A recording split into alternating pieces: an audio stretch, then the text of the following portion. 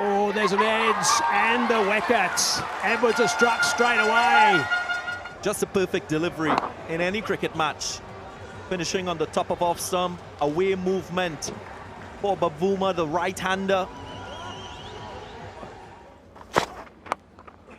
That's fine, and that's flying away for a boundary.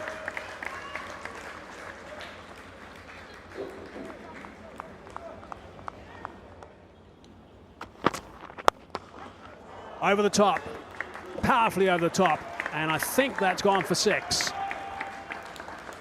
Do you think that the opposition will be threatened with what he's produced with the ball so far in the series?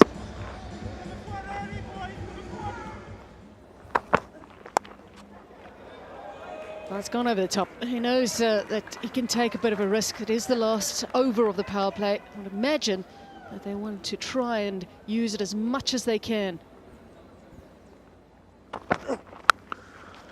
Well, it sounded pretty good off the bat. It's a full toss that he's dispatched a long way. Yeah, this one will boost his confidence, Quinton de Kock. He's been there for some time, but getting a full ball, almost like a free hit. Why not? Oh, puts him under pressure very early on. Quinton de Kock swinging through the line. Yeah, just getting on quickly for this full-length delivery, Quinton de Kock, and distributing it for its maximum.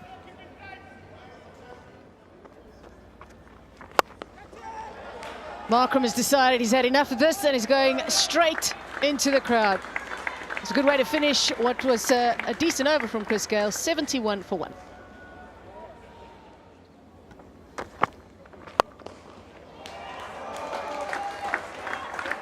Gets it off the middle. Hayden Markram is making a statement in this innings. 94 for 1 now. That slow ball well picked, hitting with the turn. And picks up his 3rd maximum. Gets it off the middle of the bat and gets him to his 4th T20 International half century. Hayden Markram delivers in style.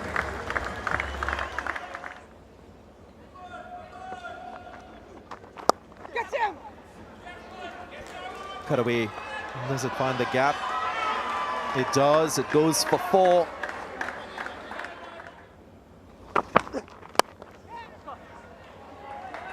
Gets 4. Just a flourish after that stroke. Flick of the wrist. Gets it exactly where he wants it, Quinton de Kock.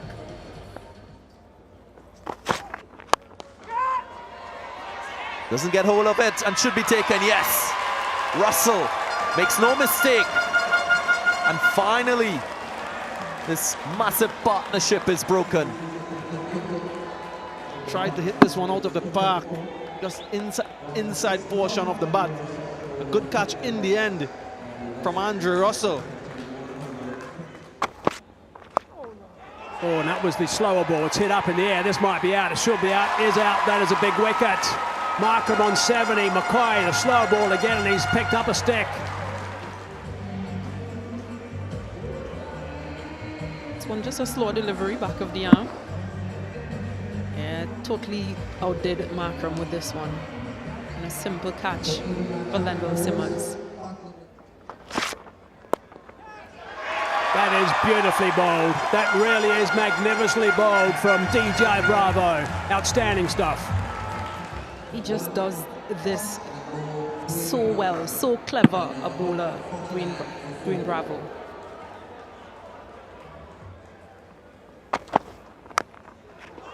What a edge.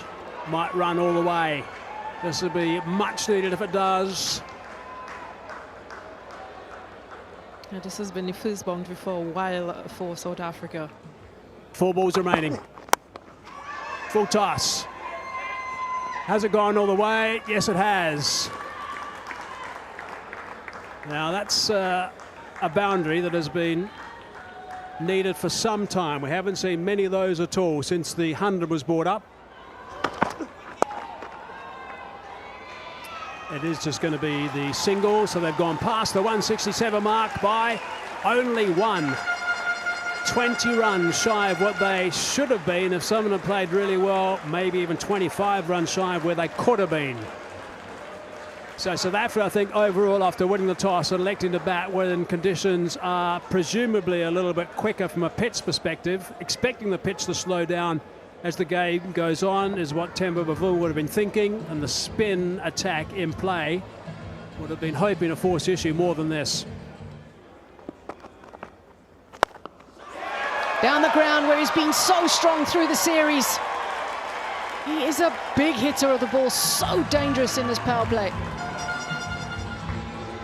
Puts back to ball whenever he sees it in his zone.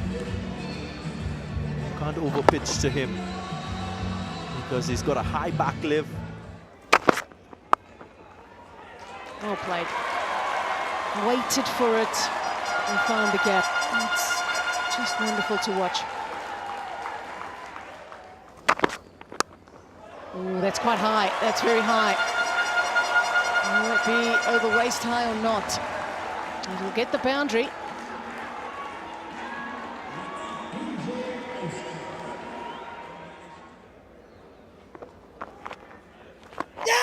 Oh, that's a big appeal. Has it hit the pad first? Yes, it has, according to the umpire. Linda Simmons stands. Is he going to go upstairs or not? He's having a chat. Yes, he is. Ball tracking coming up. Pitching in line. Impact in line. Wickets hitting. Simon, can you go back on field to Joel? Joel, can you stay with your original out decision? You're on screen now. He capitalizes on the free hit. It was wide and enough for him to get it through the offside square. That's good from Lewis.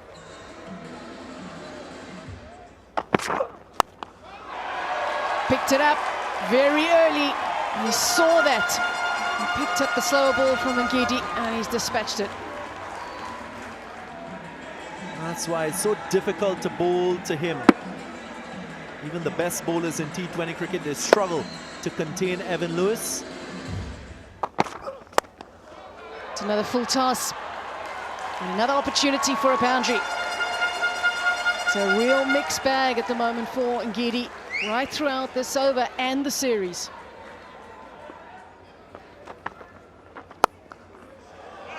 This time he finds the gap. Short and wide from Tabriz Shamsi. And in this mood, Evan Lewis will not miss out. Brings up the 54, the West Indies, in the 6th over.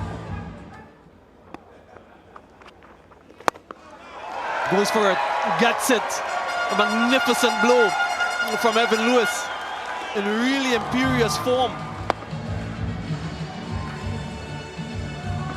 This one be 90 meters. Chris Gayle goes after him this time and follows suit, gets another maximum. A mighty slug sweep.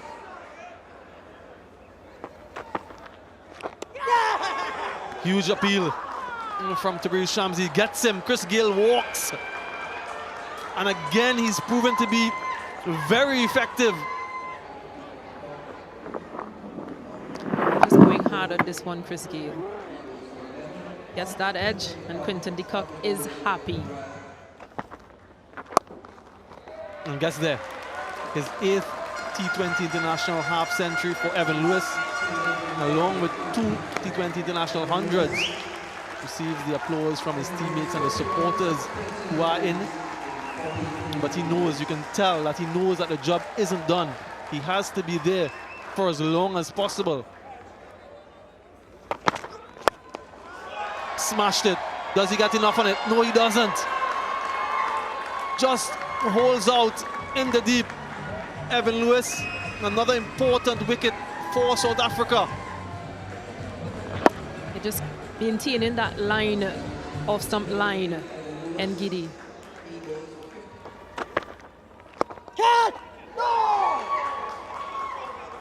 I think that carried. I think that carried. Leading edge, I reckon it carried. Yep, you can see by Sham's reaction it carried. Big leading edge, yeah, it did. That's Karen Pollard. Catch it in the stand. Catch it. Just stood back, give himself room, and he goes to his favorite side.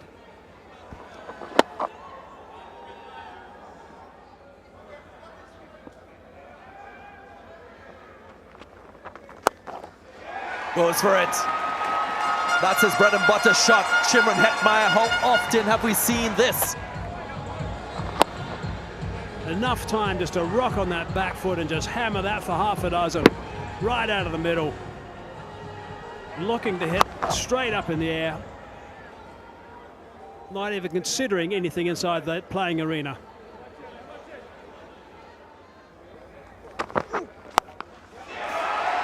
That sounded good. She goes high and all the way for 6. Imagine that's a pitch. Into the bleachers. Does Pollard get hold of this one? He doesn't. Finds the fielder, Markram, yet again. Ball toss. Looking to go down the ground. Not out of the middle. Couldn't stretch properly and transfer the weight, maybe. Might have been a bit of an issue for Pollard. Beg your pardon, his first and a second. Ngidi. Lungi Ngidi has taken a beauty. Van Mulder. Would not have expected him to have this type of impact with the ball, but here he is. He's at the back of the hand. Did he pick it up? Yes, he did. Just short of the boundary rope. West Indies need a few more of those. Trying to get it in the block hole again. And Miller with safe hands on the boundary. Gets another wicket. So even though he hit it well, the height wasn't good enough to get it past David Miller. Good hitting from Puran. Very, very good. How much has he got in the tank for the West Indies is the question, because the run rate required is 15 and over. Trying it again. And it'll be 2 and 2. 12 runs in those 2 balls changes us over completely.